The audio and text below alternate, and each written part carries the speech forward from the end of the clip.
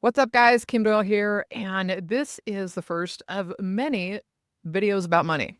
And today we're going to talk about your brain and money specifically. So here's the question for you, is that what if your money habits aren't about discipline, but they're more about your brain? Let's just go ahead and jump into this. So first of all, most of us were taught that money is willpower. And I recently wrote an article, and I'll link to it in the show notes. And it was that willpower really is kind of like the snake oil salesman of self-help. Now, hear me out on this. I'm not saying willpower doesn't exist, but it was created during the Victorian era, and I go into more detail in the post, as a moral judgment that you're good. If you can discipline yourself, you're a good person. If you can't, then you're not a good person. I mean, take a look at diet culture and what that's done to people who have struggled with their weight. Most of their lives, they're deemed and looked at as lazy. They're not. There's a whole bunch of other things to this. But in Western culture, we really commend those who work hard, at least in the United States anyways. But all right, back to money in the brain. So for years, I used to think that I either just wasn't earning enough, which in some ways I've under-earned quite a bit in my life and is something that is getting put to bed, shall we say. But I used to think I just wasn't disciplined enough.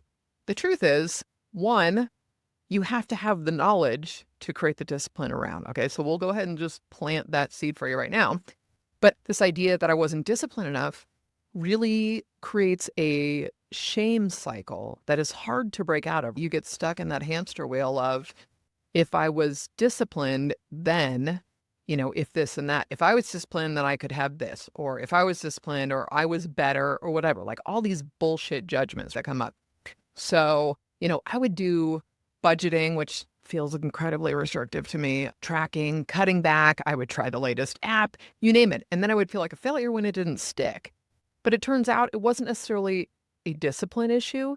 It was brain wiring, because you don't get this far in life. And any of us can take examples in our life where we have stuff with something, where we have been disciplined, and we do have the wherewithal within us to see things through. I've been working for myself for 17 years now. So clearly there's something there. There's been feast and famine and big weeks and quiet weeks and all of that, right? That's not what today's video is about, though. Here's what I want you to start thinking about. First of all, your brain loves patterns. Our money habits, you don't realize it, but our money habits are formed early on. Family, culture, experiences. And I was working with a coaching client the other day, and when I would ask her a question, she thought, I don't know where I learned that. Because the thing is, we're imprinting these beliefs when we're children without the right context. We don't have the context of the world around us and what else is going on. We have very little knowledge, if any, about how money in the world works. So we create beliefs based on emotions, which is why attaching emotions to visualizations and things we want to create is so incredibly powerful. So then what happens is these become subconscious loops. They're not just conscious choices, they're subconscious loops. Think about the things you do on autopilot. Like, how many times have you driven somewhere and you don't remember, God, did I pass that thing already? Even though it's a route you've taken, or, driving home from work, I remember doing this and it was like, God, that went fast. Or how did I get here? But that we go on autopilot and our bodies can perform tasks on autopilot because they're hardwired into our brain. So the reason we keep creating or repeating mistakes, and I say that in quotes because, I don't know, I'm so over judgment. Like, life is hard enough. We don't need to continually judge ourselves and others, but you're not lazy or bad with money. Your brain is simply following old patterns. So whether it is a scarcity mindset or fear of success or guilt around earning, we've all heard familial societal things or been conditioned. I mean, women in this culture are really conditioned to put others' needs first. I mean, you look at self-care, and self-care, don't get me wrong, I'm all about a great bath and I love a massage. But self-care is saying no when you don't want to, as opposed to putting someone else's needs in front of you, as an example. So this is where neuroplasticity comes in. And I am not a neuroscientist, nor do I play one on TV. You knew that was coming. But I'm so fascinated with this. And if you want to immerse yourself in this, besides what I can teach you with what I'm learning and understanding. Dr. Joe Dispenza, God bless this man. Amazing. Anyway, you can rewire these things. And so this is the example that has been this great visual metaphor that for me made everything click. So I want you to think of a meadow. Maybe close your eyes and think of this beautiful grassy meadow. Now, if you have gone down to the river on the other side of the meadow multiple times to fetch water, yes, I'm taking you back centuries, that there's going to be a path. There's a path that you've walked to go get your bucket of water. Now, that is a hardwired path. So think of that as all these old beliefs are being hardwired in your brain. In order to create a new behavior, you have to create a new path. Now, if you just walk in a different direction, let's say you're going to go downstream. You like these river analogies? You're going to go downstream and you're going to forge a new path. Well, if you just walk it once, you're going to leave a little bit of a trace. But if you start doing that every day, all of a sudden there is a new path created. So for me, all of a sudden, understanding neuroplasticity and how the brain works, those are neural pathways that you're creating. Every time you stick with a new behavior or habit, you're creating a new neural pathway. And so it's not so much about getting rid of old beliefs as much as it's creating new ones. And here's the thing. All you need to do is practice. There's that challenge out there, like 75 hard. Well, that doesn't appeal to me. So if I force myself to do something for 75 days, it's probably not going to stick. There may be some patterns, but that's just not how I want to live my life. And so I treat everything that I want to create a new behavior around as practice.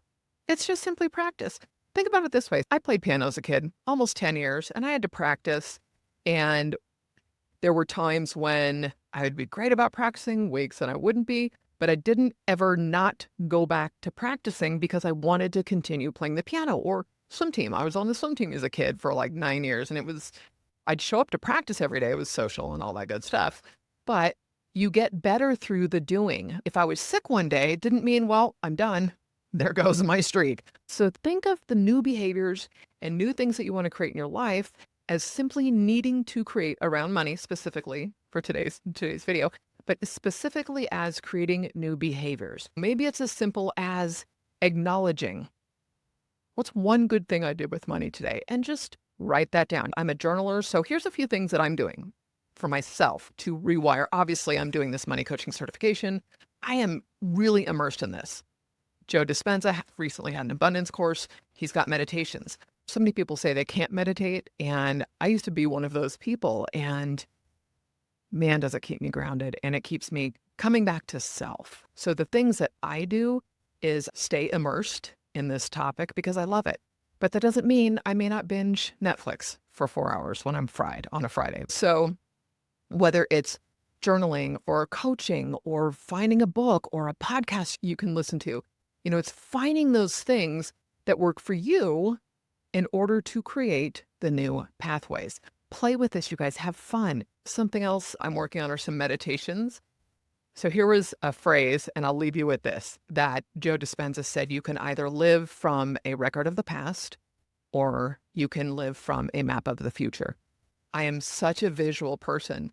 So I did this personal meditation. I do guided meditations. Sometimes I'll just listen to the ocean or I'll do the Silva method, whatever it is.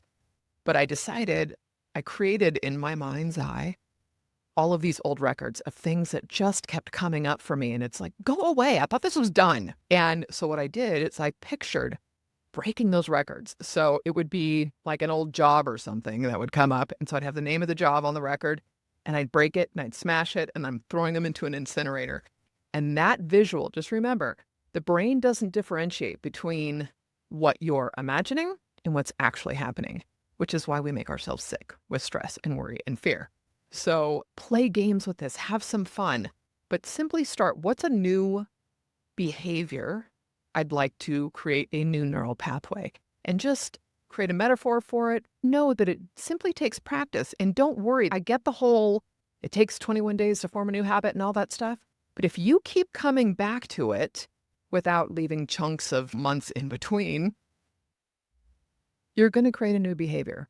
So, no, you're not lazy. You can rewire your brain around money just like anything else. So, as always, guys, thanks so much for watching. Hit the like button. I'd love to know your thoughts. If you've got something you do that helps you create new beliefs and patterns, leave it in the comments. Be sure to subscribe, and I will catch you next time.